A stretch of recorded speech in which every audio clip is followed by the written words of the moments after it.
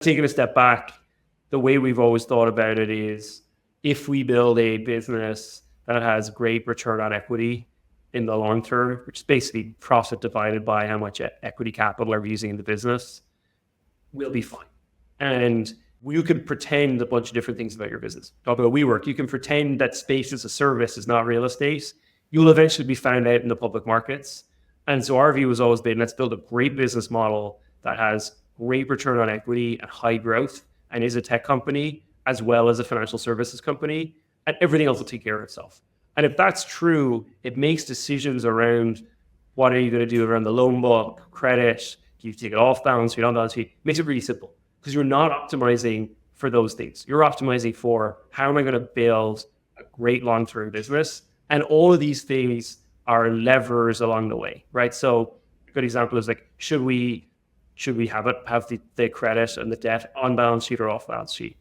We decided to be on balance sheet because it gives us more long-term control. We're never in a position where the market shifts and we suddenly can't fund loans. And if that happens, we suddenly have to decline customers who are applying and also stop having card swipe, even though that will be asset light. That feels like a much worse trade-off. Again, we'll have a great outcome with high ROE, regardless of whether we're balance sheet light or not. Another example would be, should you be a bank or not be a bank? We don't think about becoming a bank as a destination. It's a way for you to have a lower cost of capital over time, right? And so to go back to the start, how we funded Imprint, we do what a lot of the fintechs do, right? And Square Block has done this, Firm has done this, Nubank does this. We fund ourselves on the loans on each card using today warehouses. We have about $800 billion in warehouse capacity, which has been great. And we're starting a securitization program on top of that, right? So funding ourselves like the banks.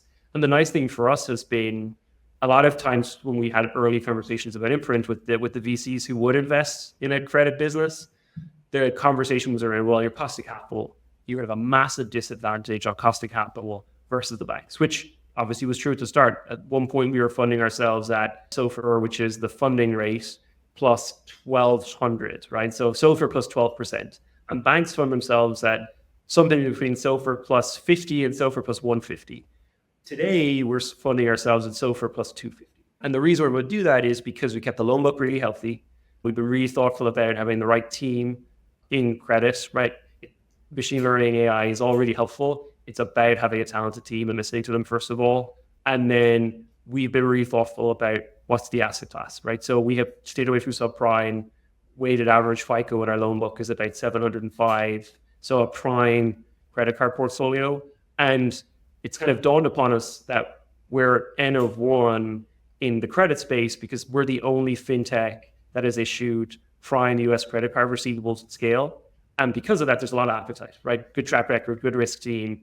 And these assets that people really want to fund has helped us on cost of capital. So it turned out to be the right decision for a bunch of reasons. But I think for us, that first principles approach of build a great company, focus on really good ROE over the long haul, and everything else will follow.